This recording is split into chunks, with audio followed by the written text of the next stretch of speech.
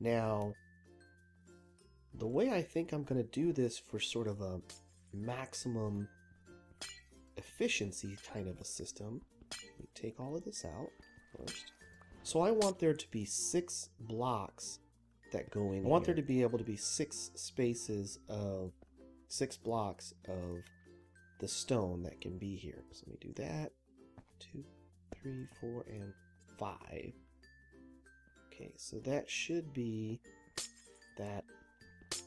That should give me 6 blocks. 6 blocks of stone to be turned into ores. Let me go down, turn on the system and check it.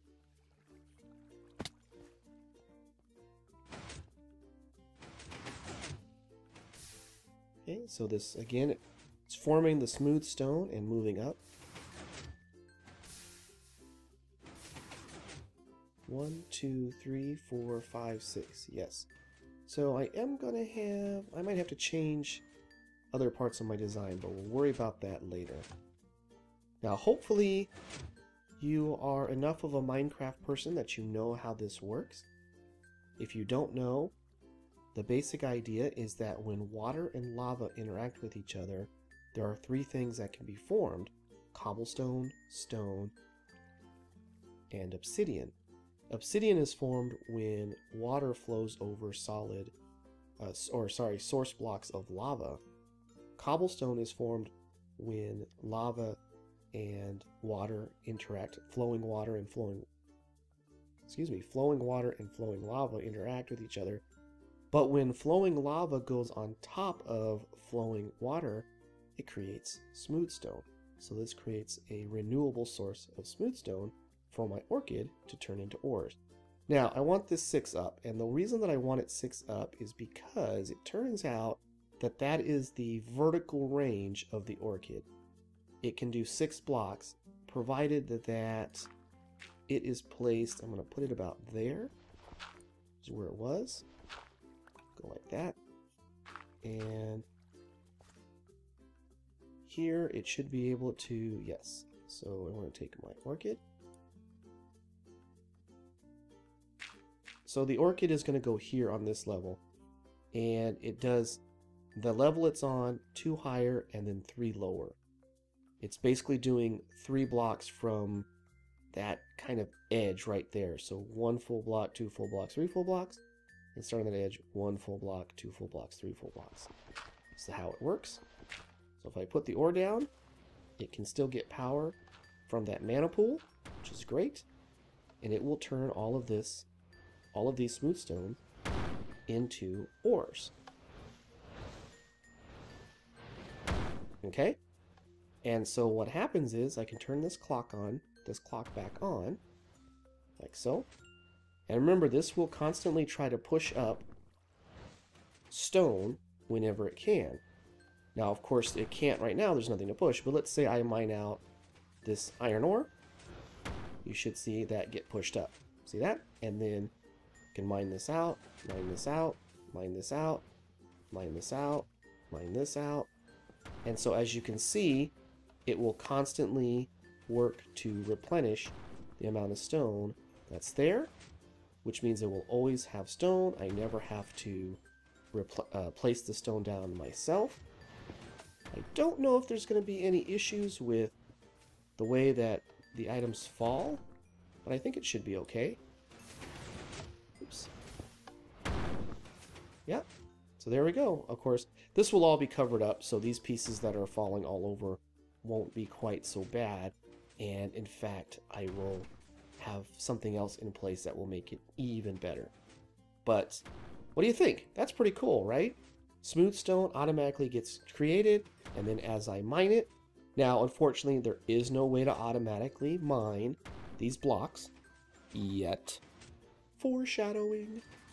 But for now, as I said, as I mine something out, the stone will get replaced. Pretty cool, I think.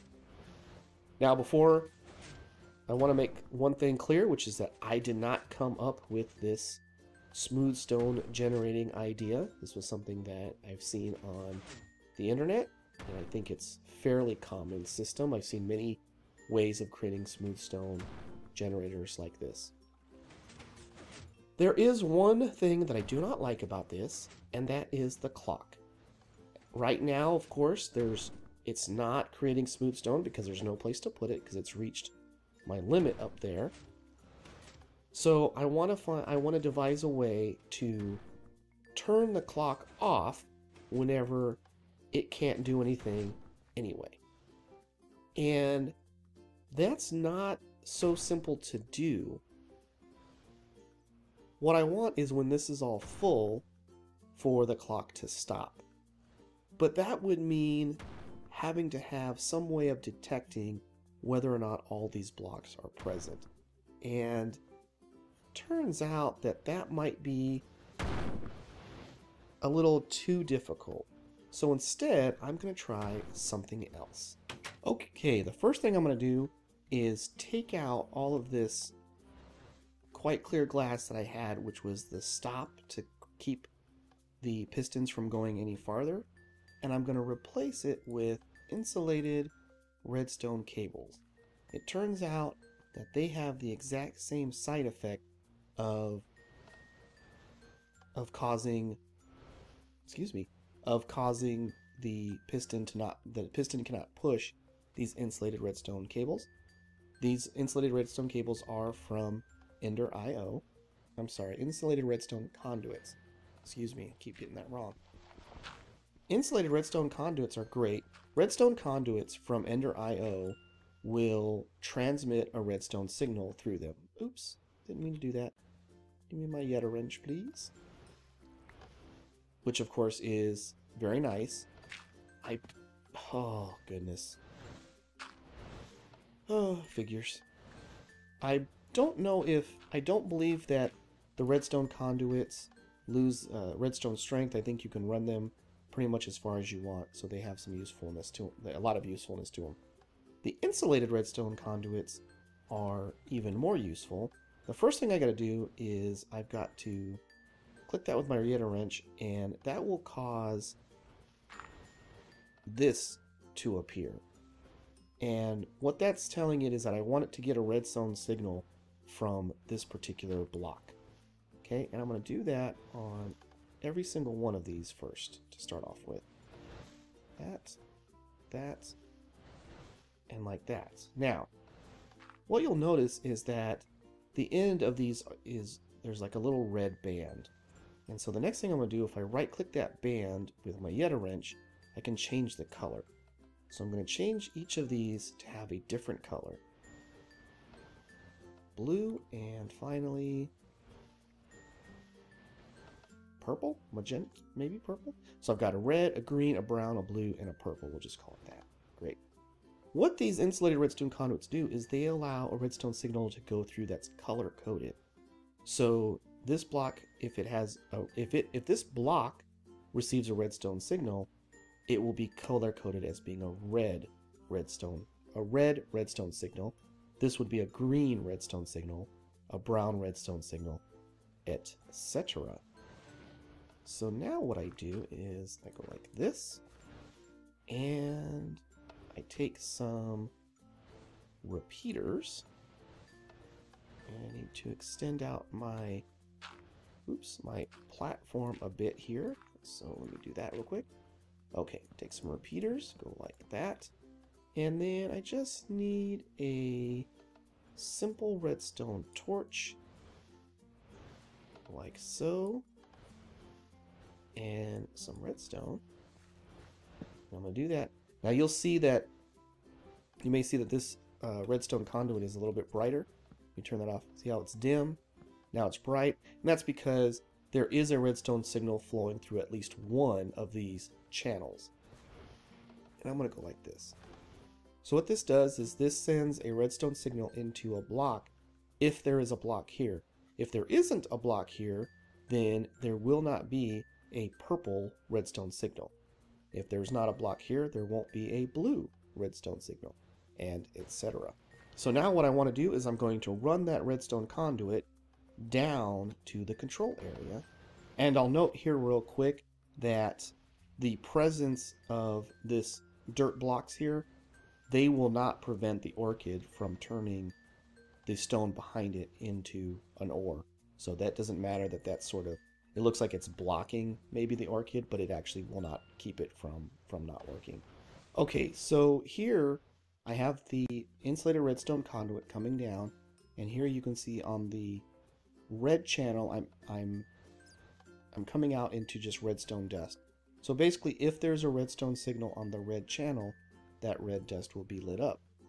If I put another one here, I could, for example, change this. Where's my Yeta wrench? I can change this to be the green channel. Now, this is actually going to be a somewhat of a bad example, so I'm going to change that real quick and put it here. Okay, and I'm going to change this back to the green channel. And you can see because the red channel is receiving a redstone signal, the green channel is receiving a redstone signal, so it's outputting one here. Let me go up here and take out one of these blocks. Let's see, the redstone signal I believe is on this side. I'm just going to mine that block out. So, give me my ores, thank you. Now if we go down here and look, you'll see that the red redstone channel is off. The green redstone channel, of course, is still on. There's no block up there, which is why this is off. So this insulated redstone conduit is actually carrying for me 5 different redstone signals from each of these 5, from the top of each of these 5 columns. And I believe you can go up to 16. I think there are, yes, I believe there are 16 Minecraft colors, so you can do 16 different channels. So that is pretty cool. Now, this next part I had to come up with on my own, and I am not a redstone expert. I barely understand redstone. Very barely understand redstone. Even when someone else explains it, I can't always follow along with what's going on. So this may be a more complicated way of doing what I'm trying to do, but it was the only way that I could figure it out. So as I said, I've got 5 different channels of redstone, and they're all coming from up there. Remember, I removed the block on the red one, so the signals are coming through. These are all on, obviously, and this one is off. So I'm piping them into, basically I'm doing a knot on each one of those. So this becomes on, and these 4 become off. And then I can, I think, just run a thing over this with some redstone, which would make it an OR gate. Like, oops. Man, my clicking today is really off. Like so. And so what this means is that as long as any one of these is off, meaning there's a block vacant, this redstone signal should be on. I hope. I really, really hope. And I want that redstone signal. Okay, I finally got the wiring of this figured out. I hope, crossing my fingers. It turns out that I have to supply a signal. I had to run cabling, wiring around. Like I said, I am not an expert. This is probably not the best way or even most compact or anything like that. But again, the idea is when there's a block on any of these 5 channels, it will send a redstone signal here, which all gets ORed to determine whether or not any of them are on, and then it's got to get knotted to turn this off. So I can simulate this. If I take out this redstone repeater, then there is no signal coming from the purple, and so you see it's operating because this is like saying there's no block up there. When I put it back, it stops running the clock. So let's go upstairs and show this in a more practical sense. Okay, so again, here are my blocks. If I take out the top one here, oops, if I can reach it, the clock should kick in and end up pushing up another smooth stone. If I take out this one, again it runs and pushes up. Take out this one, runs, pushes up. Take out this one, pushes up, and take out this one. It ends up pushing up.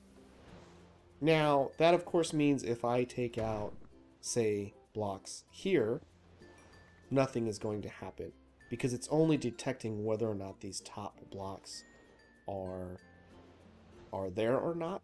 So obviously I'm going to mine from the top down, but if I remove that block there, you should see both of these go up like that. So if I mine from the top down, I'll never, it'll keep constantly filling up with more stone. And what I do like about this is that it turns that clock off. So I won't have any lag. I won't have any issues with this clock constantly running. Number one, annoying the heck out of me because of that piston sound.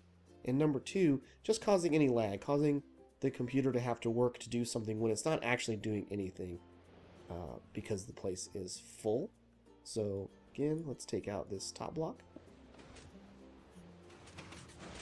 And there we go. It will, as I said, constantly create for me stone, put it up into place as long as I'm mining it away. And yeah, very, very, very good. Thank you, Mr. Chicken. Mr. Chicken. Boy, that chicken gets around. I don't know where he went to. But thank you, Mr. Chicken, for the idea. Now I can hopefully cover most of this, or maybe all of this, back up. I don't really care what goes on. I don't need to get down to the inner workings, but I'll keep an opening just in case I ever do. And maybe I will build myself, say, a little platform. Oops, like that. I might make it look nicer at some other point. And now I can sit here and mine away.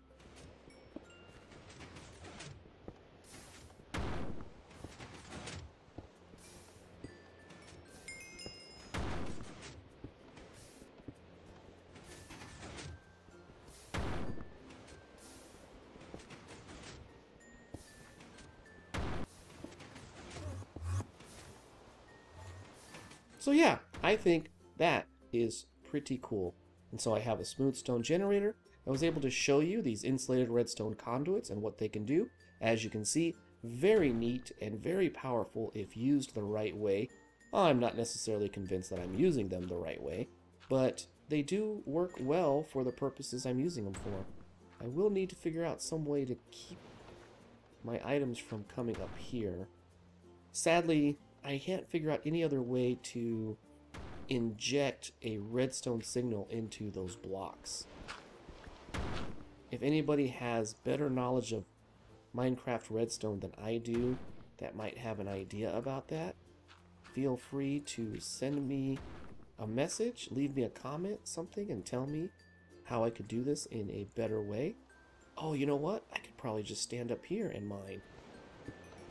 Oh, this is cool. Oh yeah, this is the stuff. I can just go back and forth, mining away. Oh, this is great. Oh, this is perfect. I like this so much. This is actually better than vanilla mining because it's all ores. There's no dead stone in the way, or dirt, or gravel, or anything else that I have to mine and pretend. Well, except for when that happens. That can't be good. Geonac. And I can't hit him. But he's on the other side, so I'm not going to worry about it.